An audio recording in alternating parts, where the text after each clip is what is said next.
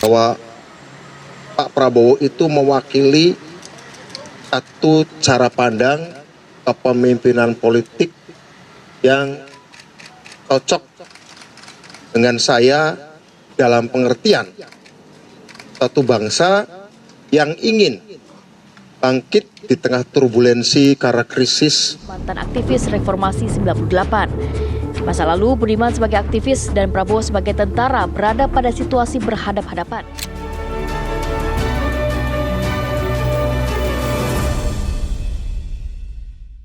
Wadah kemenyan diisi air, cakep.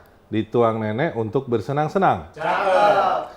Saat kedudukan sudah berakhir, tinggallah jasa untuk dikenang. Selamat datang ke Cakep, catatan kebijakan publik dan politik. Bersama saya Wisnu Yuwono. Hari ini saya single fighter, istilahnya. Tapi kita kedatangan tamu istimewa, yaitu Mas Budiman. Ya, Mas, saya sulit mendeskripsikan profesi Mas Budiman saat ini ya, karena sangat dinamis sekali Mas Budiman ini kehidupannya. Jadi, tapi tentu pemirsa sudah tahu Mas Budiman ya. Mas Budiman ini tokoh besar, mantan aktivis, sempat menjadi politisi, sempat menjadi anggota DPR 2 periode. Kemudian dia sekarang bergabung dalam tim TKN-nya Prabowo Gibran ya, sebagai anggota Dewan Pakar ya Mas. Ya, betul. Nah, tentu saja kita ingin banyak perspektif dari beliau. Tapi kita mulai dulu dengan latar belakang Mas nih. Dulu kan Mas aktivis yang dianggap radikal, anti Soeharto. Nah, waktu itu pemikiran Mas waktu itu gimana ya? Dengan situasi Orde Baru terus sekarang berkembang menjadi Orde Reformasi gitu, melihat kenapa Mas begitu kritis terhadap? Saya kira setiap 25 tahun sekali, entah itu individu atau sebuah bangsa, itu harus mengubah agenda prioritasnya. Setiap 25 tahun sekali. 25 tahun ya. Okay. Dunia juga. Sebagaimana dunia yang saya amati sejak Perang Dunia Kedua, tiap 25 tahun itu ganti kurikulum pembangunannya, kira-kira begitu. Maka setiap bangsa pun setelah 25 tahun juga harus berganti dalam pengertian agenda prioritasnya. Setelah Orde Baru pada waktu sudah menginjak 30-an tahun, menurut saya sudah melampaui lebih 5 tahun yang seharusnya sudah ada perubahan itu. Ya, jika satu bangsa tidak mengalami perubahan setelah 25 tahun, ya semua pembangunan, semua kemajuan itu hanya bersifat kuantitatif saja. Tidak akan ada lompatan-lompatan. Maka setiap 25 tahun, entah itu manusia atau bangsa harus melakukan langkah-langkah terobosan. Enggak sekedar kuantitatif saja. Ya. Harus lebih eksponensial, bukan lagi 1, kedua, ketiga, keempat, kelima, tapi 1, kedua, keempat, ke-8 segala macam ya. Jadi harus eksponensial. Jadi menurut saya, karena pada waktu itu Orde Baru sudah 30 tahun, ya saatnya berubah. Saatnya berubah dan sebenarnya sudah terlambat ya. Ketika tidak melakukan perubahan atas inisiatif sendiri, akhirnya dipaksa oleh keadaan untuk berubah begitu. Ya. Dan Mas Budiman waktu itu memilih untuk menjalankan tugas sejarah itu. Dan ya Mas Budiman waktu itu mungkin dianggap sebagai tokoh yang melampaui zamannya ya, hingga di penjara. Tidak juga, seperti saya katakan tadi, tidak melampaui zaman. Ternyata terlambat malah. Terlambat 7 tahun. Kan harusnya 25 tahun berganti kan? Itu sudah 32 tahun, artinya sebenarnya bukan cuma saya. Bangsa Indonesia sudah terlambat 7 tahun untuk melakukan perubahan-perubahan yang fundamental. Jadi ya, sejarah mengharuskan untuk melakukan perubahan. Sudah terlambat 7 tahun. Tidak melampaui zaman sebenarnya. Saya juga agak heran disebut melampaui zaman. Ketika saya dulu diinterogasi, disusun BAP, berita acara pemeriksaan, apa yang menjadi dasar saya melakukan perlawanan, begitu saya dan teman-teman saya, bukan saya sendiri. Saya menyampaikan banyak hal yang menurut saya itu sudah menjadi tren dunia, demokratisasi, otonomi, ya. Good governance ya, segala macam, hak asasi manusia, isu-isu ekologis juga sebenarnya sudah mulai muncul seperti itu, Wisnu. Jadi sebenarnya terlambat ya. Iya, betul. Nah, kemudian kan Pak Harto tumbang. Kemudian Mas Budiman waktu itu di penjara malah bersahabat dengan Sanana Gusmao. Di penjara waktu itu, ya sama-sama di LP Sekarang Cipinang. Presiden Timor Leste lagi ya. uh. Nah kemudian apa yang dipikiran Mas Budiman pada waktu itu? Apa kontribusi yang Mas Budiman pikirkan di zaman era Habibie begitu jadi presiden atau Ya, saya berkali-kali saya katakan saya punya 5 obsesi dalam hidup, Wisnu. Obsesi pertama saya adalah kebebasan manusia. Manusia harus bebas, atau satu bangsa harus bebas, gitu ya. Ya pada waktu saya dengan teman-teman saya berjuang dulu untuk demokratisasi, ingin mencapai kebebasan. Setelah kemudian kebebasan diraih, kebebasan politik terutama tahun 98, agenda bangsa ya mulai harus memikirkan agenda keadilan dan kesetaraan. 25 tahun setelahnya harus masuk ke agenda kesetaraan tuh. Karena itu saya ingin membawa agenda kesetaraan dan keadilan sosial. Di antaranya ketika saya masuk ke DPR RI, ya saya memperjuangkan undang-undang desa sebagai bentuk dari agenda kesetaraan dan keadilan sosial. Tapi waktu itu Mas, waktu keluar dari penjara memang langsung daftar ke PDIP? Tidak. Saya sempat kuliah ke luar negeri, udah nggak lagi di PRD, juga nggak berpartai. Setelah baru pulang dari Inggris, baru masuk PDI Perjuangan. Dan agenda saya pada waktu itu bagaimana setelah kebebasan diraih harus mencapai keadilan sosial dan kesetaraan. Jadi tahun dari 2000 sampai 2025 lah, katakanlah tahun depan, ini seharusnya agenda kesetaraan dan keadilan sosial tercapai nih. Makanya ketika saya di DPR RI, saya memperjuangkan undang-undang desa. Dan ketika sekarang ini saya ingin sampai tahun 2025 Pak Prabowo harus sudah meletakkan, saya berharap Pak Prabowo meletakkan agenda-agenda keadilan sosial dan kesetaraan itu. Oke, saya mau ke episode waktu Mas belajar di Inggris. Kebetulan kita pertama kali bertemu di sana. Ya, waktu kan, Mas, papanya Wisnu lagi duta besar di Inggris kan. Mas kan waktu itu di SOAS, kemudian melanjutkan ke Cambridge kan, ambil 2 master. Wisnu masih di Amerika ya.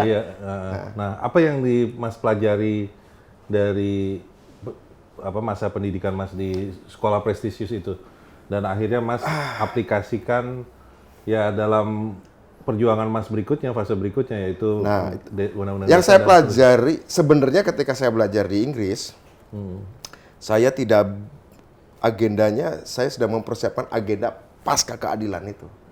Pasca 25 tahun kedua, yaitu agenda keadilan. Saya belajar tentang agenda-agenda kemajuan, tentang teknologi, tentang lingkup strategis, geostrategis, yang saya banyak pelajari, inovasi teknologi, terutama teknologi defense sih pada waktu itu. Saya kebetulan belajar tentang China, tentang politik luar negeri China dan geopolitik China, dan tahun 2004 ya. Sehingga pada waktu saya mengantisipasi seandainya China menjadi negara yang maju, berkembang terus bagaimana. Tapi ketika saya pulang lulus, saya tidak mengaplikasikan agenda yang saya pelajari. Nanti saja itu. Tapi harus masuk dulu agenda yang memang baru saja dimulai, yaitu agenda keadilan sosial dan kesetaraan. Nanti setelahnya agenda-agenda kemajuan tentu saja.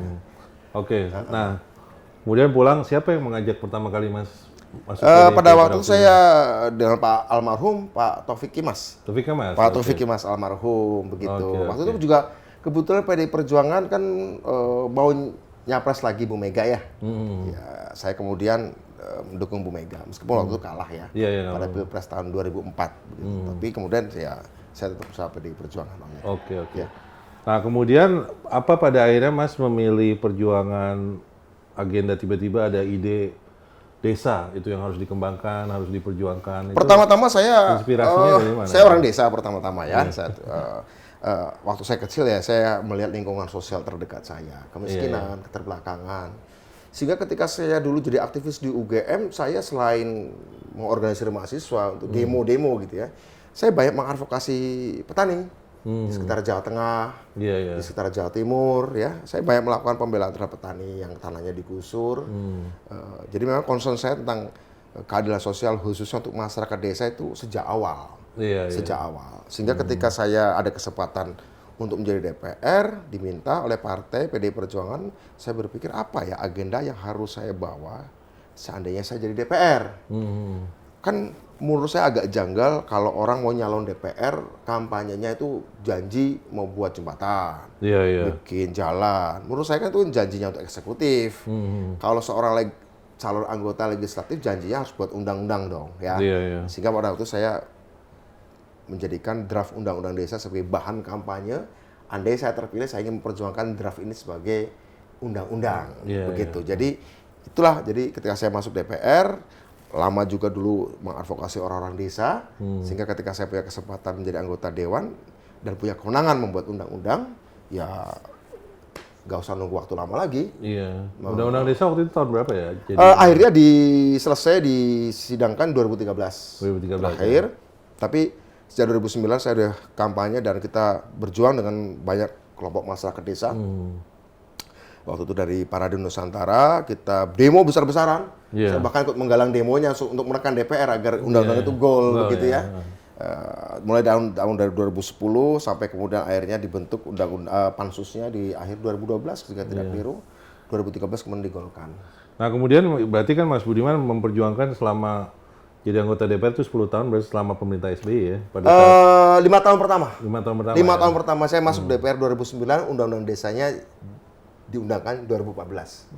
Jadi pada periode pertama. Setelah itu saya nyalon lagi. Nyalon lagi. Saya sebenarnya pada waktu periode kedua ingin membawa agenda undang-undang yang lain. Setelah undang-undang desa jadi, saya ingin membawa agenda undang-undang yang lain, tapi waktu itu gagal saya perjuangkan, yaitu undang-undang data raksasa dan pemerintahan 4.0. So basically kalau dalam bahasa Inggris ya ini digital governance bill.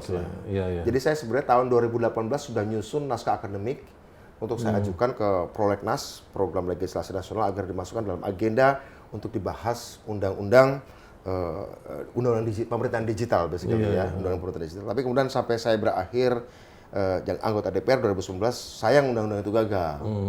Tapi kemudian beberapa tahun kemudian, setelah saya nggak jadi anggota DPR, ada teman-teman dari DPD yang tahu saya pernah memperjuangkan itu. Mereka minta saya memberikan masukan, gimana kalau DPD yang memperjuangkan undang-undang digital governance itu. Sudah pernah diskusi beberapa kali, cuma sampai sekarang belum ada bunyinya juga. Gitu. Kira-kira begitu. Tapi jadi anggota DPR tuh 2009, 2014. 2019. Oke. Nah ini periode menarik karena kita pada episode kali ini akan membahas banyak mengenai Pak Jokowi nih. Pada periode kedua jadi DPR ya? Pada saat pertama kali Mas Budiman mengenal Pak Jokowi itu kapan ya? Pada waktu beliau mau mencalonkan diri sebagai wali kota Solo untuk pertama kalinya. 2012 tuh. Enggak, itu kan gubernur. Sebelumnya 2005 juga tidak keliru. Jika tidak keliru 2005 ya. Saya bertemu beliau pada waktu beliau mau mencalonkan sebagai wali kota Solo untuk pertama kalinya. Saya diminta teman. Dan kemudian dia bertemu beliau untuk pertama kali di Solo. Waktu itu beliau masih jadi pengusaha ya. Pertama kali di situ bertemu.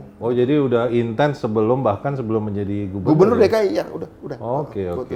Kesan Bapak mengenai Pak Jokowi pada waktu itu gimana? Apakah udah bayangan beliau mau menjadi presiden? Belum, tapi intinya bahwa saya melihat bahwa beliau adalah sosok entrepreneur, entrepreneur yang merangkak dari bawah.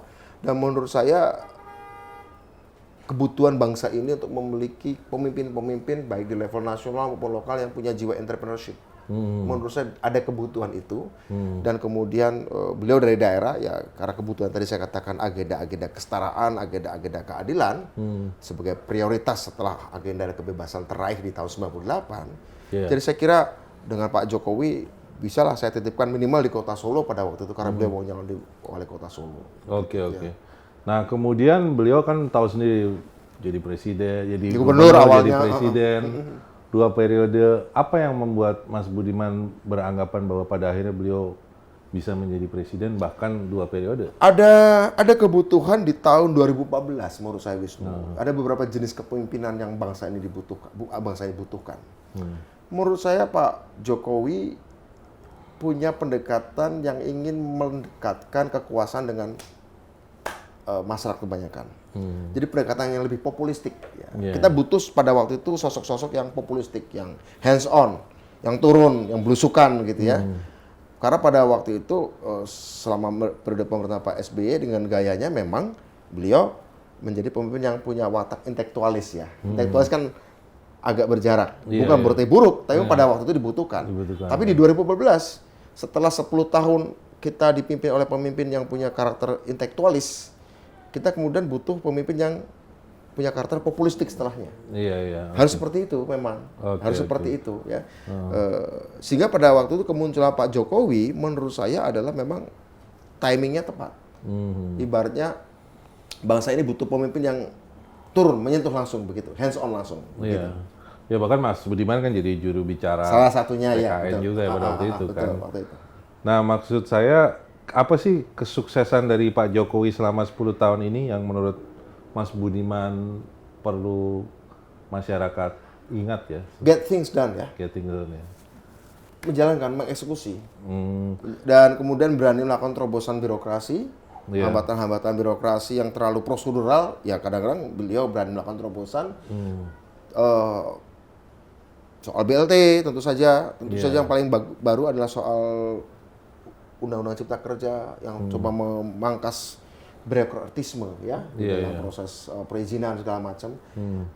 Tapi dan infrastruktur beliau berani mendaya-gunakan BUMN, bagaimana infrastruktur bisa berjalan.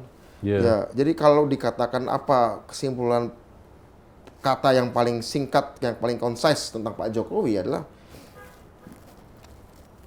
pada periode pertama terutama adalah kerakyatan itu. Ya ini kan ada program Kartu Indonesia Sehat, Kartu Indonesia Pintar, BLT, segala macam. Itu Iya itu contoh bagian dari itu. Contoh itu. Dan kemudian ketika Undang-Undang Desa mengamanatkan setiap pemerintah pusat itu harus memberikan alokasikan dana, beliau laksanakan itu karena jumlahnya kan tergantung dari kebijakan presidennya. Pak Jokowi melakukan gradual bertahap, meningkatkan sampai rata-rata dari 10 tahun itu udah 800 juta rupiah per tahun per desa. Sudah 600 triliun lah selama 10 tahun. Oke. Nah kemudian kan Mas tadi bilang ada obsesi yang Mas tidak terpenuhi waktu jadi anggota DPR ya, masalah digital governance segala macam. Tapi dalam hal transformasi digital, kira-kira di pemerintah Pak Jokowi ada kemajuan nggak? Aspek digital itu 3 ya Wisnu, ada saya sebut DNA, device, networks, and applications. Iya. Di Indonesia transformasi digital itu dari aspek bisnis yang paling kuat pada application, jenis-jenis aplikasi apapun ya, untuk ojek online, untuk kesehatan online. Jadi memang marak sekali perkembangan aplikasi, apalagi pandemi memaksa kita untuk itu. Pada aspek aplikasi, A-nya itu sangat berkembang. Kemudian Pak Jokowi menekankan pada N-nya, network. DNA, Digital Network Application. Pak Jokowi menekankan pada N-nya, yaitu dengan connectivity, network connectivity. Makanya program Palaparing di bawah pemerintahan Pak Jokowi itu katakan pada networknya, membuat semua terjangkau secara digital. Kalau aplikasi membuat segala hal bisa didigitalisasi dalam hal penggunaannya. Pak Jokowi memungkinkan itu coverage-nya meluas sampai seluruh Indonesia. Ya. Network. Yang masih kurang adalah aspek device. Nah, kita kurang produksi handphone, kurang produksi laptop, segala macam, kurang produksi apalagi misalnya macam-macam. Device-nya kita kurang. Padahal ukuran negara maju hari ini adalah kalau kita bisa menguasai device, menguasai hardware juga. Kira-kira begitu. Nah itu kan kalau kita baca di media-media juga ini kan ada data bocor tuh. Itu kan mungkin marak di era Pak Jokowi, tapi mungkin sudah semenjak zaman Pak SBY. Itu menurut Mas Budiman, kira-kira fenomena itu gimana ya? Ya saya kira kita harus memperkuat cyber security kita ya. Cyber security harus diperkuat dan kode-kode segala macam, password dan independensi kita juga dalam bangun device juga sangat ikut menentukan apakah perangkat kita itu bisa ada leak atau nggak, bisa ada kebocoran atau tidak. Jadi menurut saya perlu ada treatment khusus tentang ini. Jadi menurut saya selama device kita tergantung dari luar, ya sangat mudah. Kita tidak tahu betul bagaimana cara kerja mesinnya itu, karena kita hanya menjadi konsumen kan begitu. Juga aplikasi, kita juga banyak aplikasi-aplikasi dalam ojek online, dalam hal komunikasi juga kan masih banyak produk luar. Banyak produk-produk anak Indonesia yang sebenarnya bagus tapi ya belum jadi mainstream begitu. Ini juga tantangan sekali bagaimana kita menghasilkan proses huluisasi dan hilirisasi digital. Ya kan? Huluisasi dan hilirisasi digital. Hilirisasinya pada device, huluisasinya pada data. Pada datanya. Bagaimana kita bisa mengkonsolidasikan data center, segala macam pengamanannya untuk memastikan bahwa data itu tidak kemana-mana. Iya. Nah kemudian kan Mas tadi menyebutkan soal Undang-Undang Cipta Kerja yang dianggap bakal menciptakan lapangan pekerjaan. Tapi Omnibus Law di bidang investasi ya. Tapi ada juga yang mengkritik ya bahwa itu membuat buruh menjadi lemah dibandingkan bisnis. Itu menurut Mas Budiman bagaimana? Ada persoalannya lebih besar, kita lihat begini, Wisnu. Sebenarnya memang posisi bargaining dari tenaga kerja manusia di era digital memang mengalami perombakan. Makanya harus dipikirkan satu sistem ekonomi baru, satu sistem kesejahteraan baru yang memungkinkan tenaga kerja manusia punya bargaining. Caranya apa? Caranya menurut saya ada cara yang lebih taktis ya. Misalnya yang lebih taktis atau lebih jangka pendek dan jangka menengah, mengoptimalisasi desa, memastikan bahwa tenaga kerja ini kembali ke desa dan mengelola perekonomian di desa, memanfaatkan dana desa yang ada, mengembangkan badan usaha milik desa yang ada. Kemudian di lain pihak, ketika terjadi proses digitalisasi dan robotisasi atau mekanisasi industri, mungkin perlu dipikirkan. Seandainya bargaining buruh makin lemah dan kemudian terjadi PHK, maka harus diatur aturan undang-undang yang mengharuskan bahwa buruh yang di PHK karena digitalisasi itu bisa mendapatkan porsi saham dari pabrik yang mem-PHK-nya. Dia punya saham. Toh nanti dengan digitalisasi si pengusaha berhasil menekan biaya produksi dan produktivitas semakin naik. Ya kan? Kan biaya produksi paling banyak dialokasikan untuk pekerja. Nah, kalau kemudian tidak ada kebutuhan untuk membayar gaji buruh, sudah melakukan mekanisasi, digitalisasi, dan robotisasi, sehingga dengan demikian mereka bisa lebih produktif. Jam kerja tidak terbatas kan dengan adanya mesin kan. Tapi agar si manusianya ini tetap bisa punya kesejahteraan ya, harus ada dua pikiran sebenarnya. Ini jangka panjang. Apakah buruhnya yang dipecat itu bisa mendapatkan porsi saham atas keuntungan pabrik yang memecatnya, yang sudah melakukan digitalisasi tadi, yang sudah melakukan cost efficiency, atau kemudian negara, ini sudah sebuah program yang sudah sangat populer dan diterapkan di berbagai macam kota di luar negeri, belum ada di level national, itu program namanya Universal Basic Income. Jadi semacam pendanaan atas menjadi warga negara itu digaji gitu loh. Dari mana? Dari pajak yang diambil dari perusahaan yang bisa mendapatkan keuntungan dengan menekan biaya produksi, dan keuntungan itu dikumpulkan oleh negara dan dipakai untuk menggaji warga negara. Jadi emang peranan negara harus lebih besar lagi, terutama untuk memanfaatkan produktivitas pajak yang dihasilkan dari profit yang didapat dengan cara cepat oleh perusahaan-perusahaan yang melakukan digitalisasi. Itu saya kira juga sudah dibahas di berbagai macam forum-forum internasional tentang UBI, Universal Basic Income, pendapatan dasar asasi. Jadi rakyat dapatkan uang cash dari negara itu menjadi bagian dari asasi, kira-kira gitu. Ini pasti mungkin belum populer di Indonesia, tapi menurut saya cepat atau lambat, in the next 10 years, ini akan menjadi isu yang sangat krusial. Nah itu soal digitalisasi kan. Di lain pihak juga misalnya kita dengan memanfaatkan pendapatan dari carbon trading, yang potensi pasarnya luar biasa, 1.800 triliun rupiah minimal per tahun di Indonesia, minimal perkiraan konservatif 1.800 triliun rupiah, pasarnya sangat luar biasa carbon trading. Negara bisa memajaki itu dan kemudian dengan negara punya uang dipakai untuk pelayanan sosial seperti universal basic income atau at least partial basic income. At least ya, walaupun belum bisa universal. Tapi saya kira 2045 ke atas ketika pabrik tidak lagi butuh manusia, ya kan? Pabrik tidak butuh manusia dan manusia pun dalam mencukupi kebutuhan barangnya tidak lagi harus beli. Dengan adanya teknologi 3D printers, manusia kan bisa memproduksi kebutuhan sehari-hari di rumahnya sendiri dengan mesin 3D printers. Sehingga kemudian ada disengagement, ada antara dunia industri dengan manusia. Sudah tidak lagi saling membutuhkan. Ketika terjadi manusia butuh kerja, ya ini nggak butuh pekerja. Kita harus pikirkan sistem itu. Makanya investasi SDM terutama.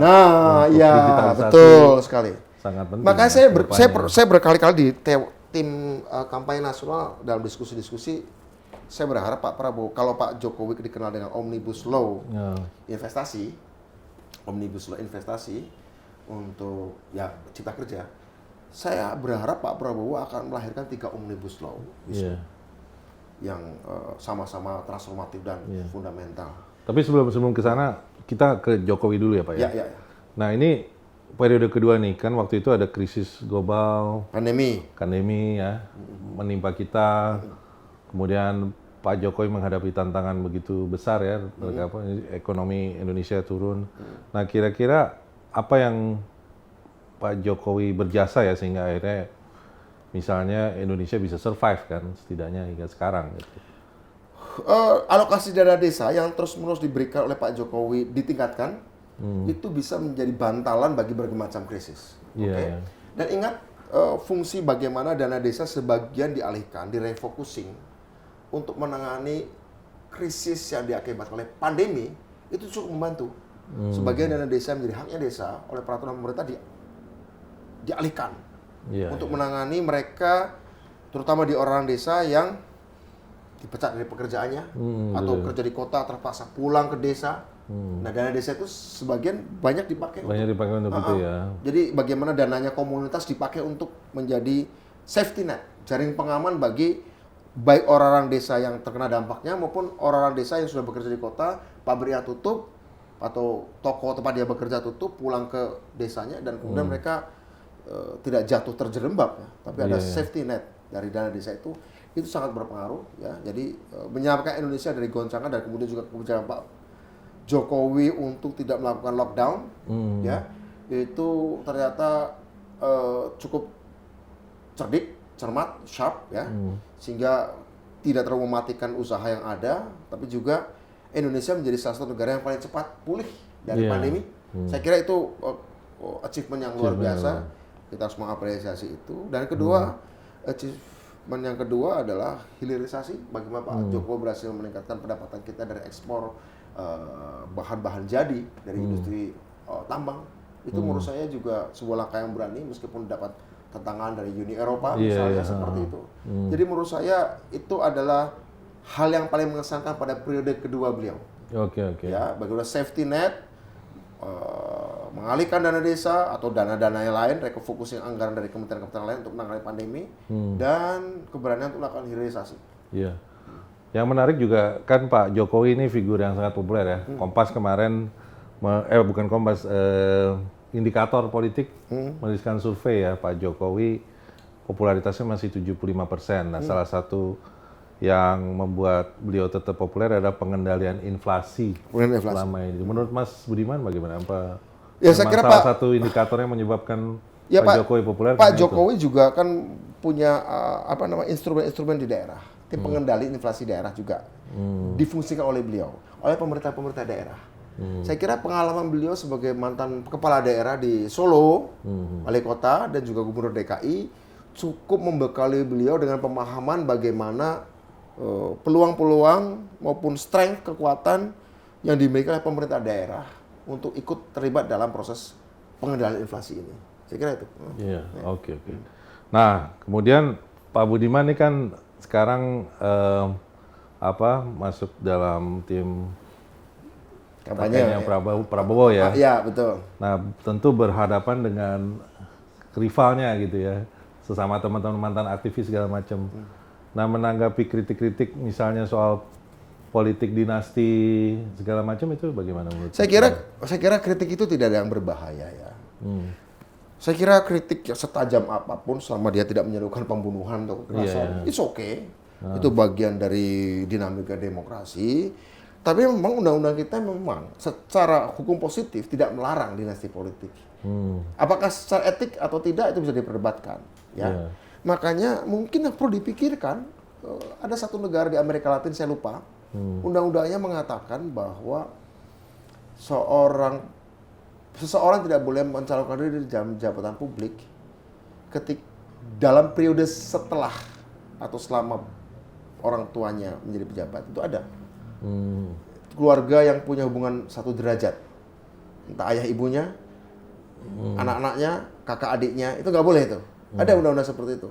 Tapi kita nggak punya undang-undang seperti itu. Iya. Kita nggak punya undang-undang. Kalau kita mau kritik, kita bukan lagi sekedar etika atau tidak etis tapi ini apakah melanggar hukum undang-undang atau tidak? Berani nggak kita melakukan itu? Kalau itu berani, itu akan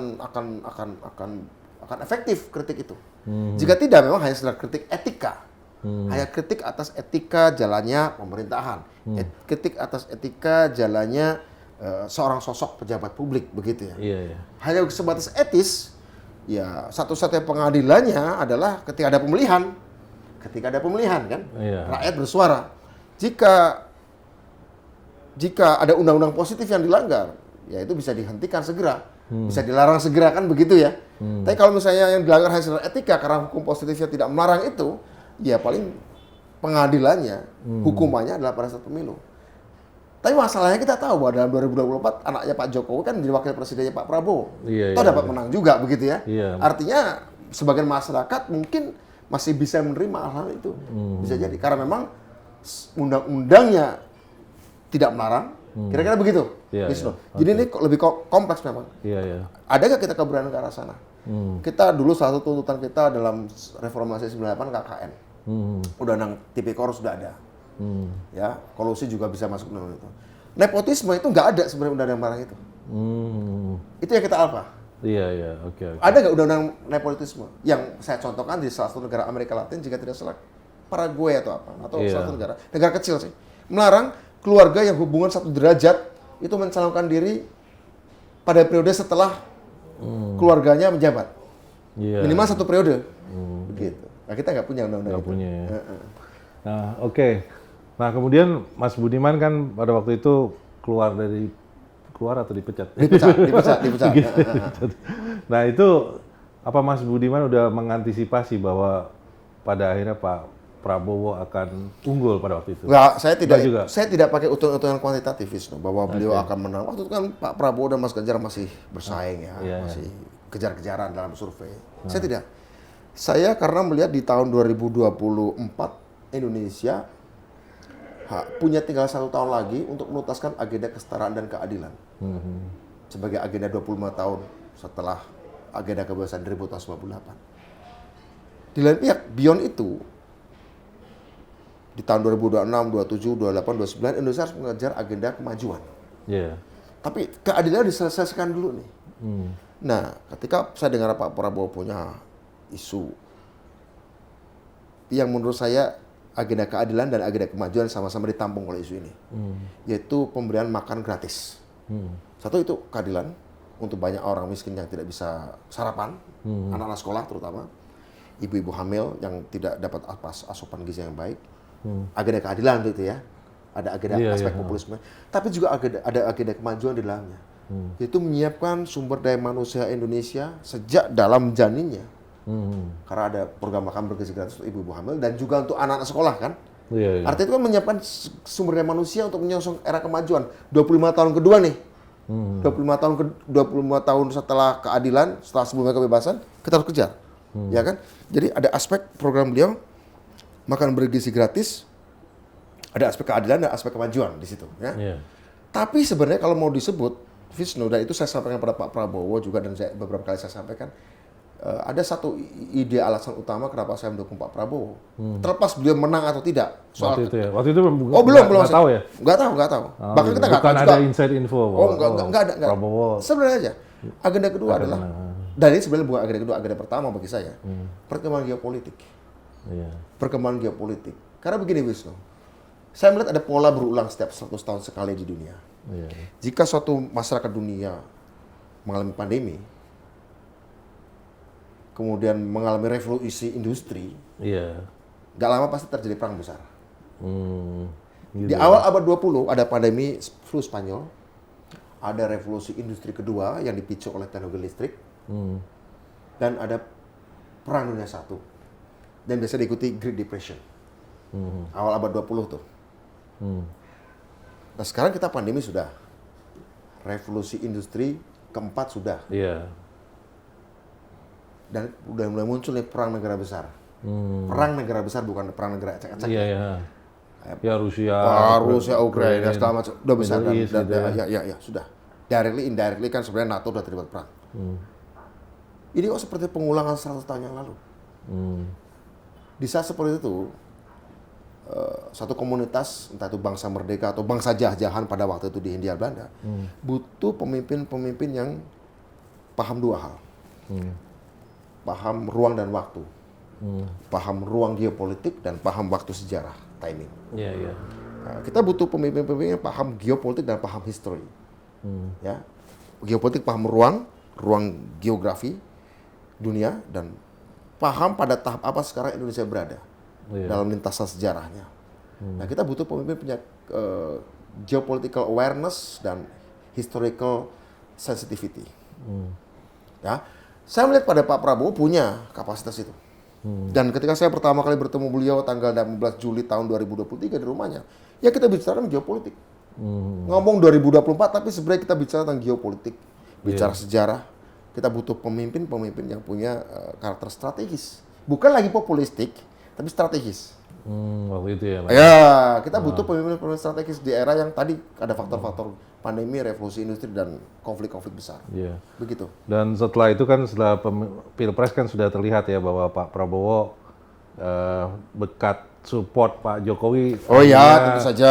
Menang Pilpres dan segala macam. 58%. 58%. Nah sekarang kira-kira bagaimana pola kerjasama Pak Prabowo dan Pak Jokowi nih? Karena Pak Jokowi kan sudah akan lengser tanggal 20 Oktober dan Pak Prabowo nanti akan menjadi presiden. Saya kira masalah Pak Jokowi pernah kemitraannya ini kayak seperti apa ini nantinya? Karena Pak Jokowi pernah menolak ya untuk jadi Dewan Pantimpres ya. Sebenarnya itu yang secara institusional paling dekat ya. Paling dekat ya. Paling dekat secara institusional. Tapi beliau nolak ya? Kalau ada pernyataan beliau gitu menolak ya. Artinya secara institusional memang tidak mungkin lagi, tapi menurut saya seorang manusia politik seperti juga intelijen, seperti juga tentara, dia tidak pernah mati kan, tidak pernah berhenti kan, ya pasti secara personal. Ya, apalagi kan putranya Gibran. Oh ya, tentu saja bisa dititipkan lah ya lewat putranya sebagai wakil presiden. Tapi dalam kata ini Pak Prabowo, Pak Jokowinya ya, saya kira Pak Prabowo adalah orang respect pada Pak Jokowi. Pak Prabowo juga buktinya beliau mau bergabung dengan Pak Jokowi di dalam pemerintahnya. Saya kira karena out of respect ya, muncul dari respectnya. Dan menurut saya Pak Prabowo kan janjinya melanjutkan, tentu beliau ingin bertanya dan banyak diskusi sudah. Saya kira harus berdiskusi. Apa yang harus dilanjutkan yang sudah diletakkan. Tentu dengan memberikan nuansa-nuansa yang khas Pak Prabowo nantinya. Sebagai presiden yang independen ya. Soalnya kan banyak sekarang diangkat isu perpecahan antara Pak Jokowi dengan Pak Prabowo. Enggak lah, saya pikir soal perang dingin. Nah itu menurut tanggapan Mas Budiman benar nggak sih? Dalam hal apa? Dan nantinya mengganggu asumsi ya, mungkin lebih banyak pada asumsi dan gosip ya, kali ya. Misalnya komposisi kabinet, nanti berapa orangnya Pak Jokowi, berapa Prabowo. Gini, Pak Prabowo sifatnya dalam memilih kabinet bukanlah ini sebagai dewan perwakilan para politisi.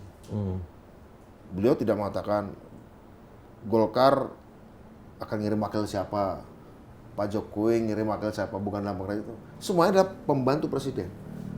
Kalau kita konsisten dengan sistem presidensial, semuanya adalah pembantu presiden.